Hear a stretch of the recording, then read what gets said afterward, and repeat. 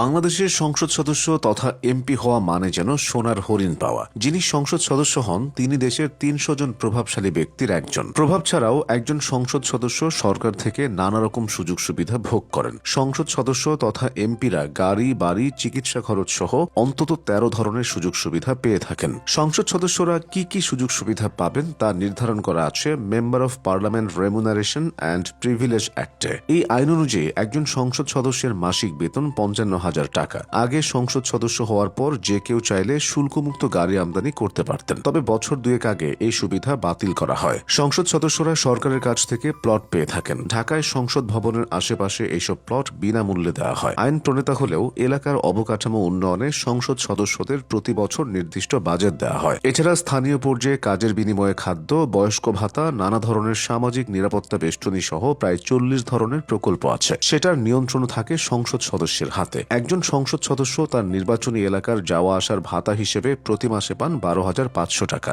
সম্মানী ভাতা বা আপ্যায়নের ভাতা প্রতি মাসে ৫,০০০ টাকা। মাসিক পরিবহন ভাতা পান ৭০,০০০ টাকা। নির্বাচনী এলাকায় অফিস খরচের জন্য প্রতি মাসে পান ১৫,০০০ টাকা। এছাড়া প্রতি মাসে লন্ড্রি ভাতা ১,৫০০ টাকা। মাসিক ক্রোকারিজ, টয়লেট্রিজ কেনার জন্য ভাতা ৬,০০০ টাকা। মসজিদ, মন্দির উন্নয়নে বছরে ৫ লাখ টাকা পান সংসদ সদস্যরা। দেশের অভ্যন্তরে বার্ষিক ভ্রমণ খরচ ১,২০,০০০ টাকা। বাসায় টেলিফোন ভাতা বাবদ প্রতি মাসে ৭,৮০০ টাকা দেওয়া হয় সংসদ সদস্যদের। তাদের এ সকল ভাতা থাকে করমুক্ত।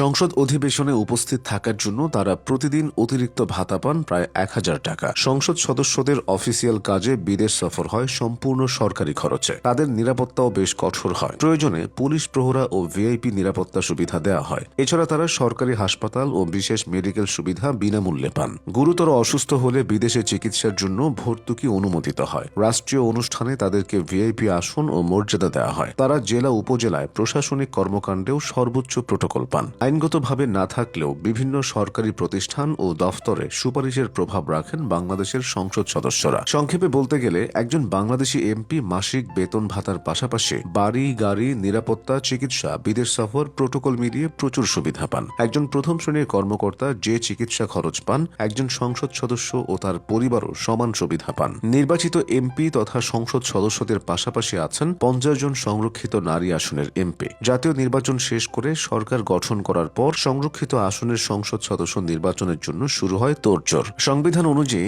গেজেট হওয়ার ৯০ দিনের মধ্যে এই নির্বাচন করার বাধ্যবাধকতা রয়েছে। দেশের রাজনৈতিক প্রেক্ষাপট বিবেচনায় সংরক্ষিত নারী আসনের সংসদ সদস্যরা খুব একটা কার্যকর ভূমিকা রাখার সুযোগ পান না। যারা ক্ষমতাসীন ও বিরোধী দল হয়ে থাকে সংসদে এসব রাজনৈতিক দল থেকে বা রাজনৈতিক পরিবার থেকেই সাধারণত সংরক্ষিত আসনের সদস্য নির্বাচন করা হয়। যেহেতু জনগণের ভোটে নির্বাচিত নয়, জনপ্রতিনিধিদের ভোটে সংরক্ষিত আসনের সংসদ সদস্য হন, তাই তাদের নির্দিষ্ট এলাকায় কাজ করার সুযোগ কম। সংসদ কার্যক্রমেও অবদান রাখার সুযোগ কম হয়, কেননা সংরক্ষিত আসনের সদস্যদের কার্য পরিধির ব্যাপ্তি বা দায়িত্বের বিষয়ে সংবিধানে আলাদাভাবে উল্লেখ নেই। তবে জনগণের ভোটে নির্বাচিত সংসদ সদস্যদের মতোই সুযোগ সুবিধা পেয়ে থাকেন সংরক্ষিত নারী আসনের সদস্যরা।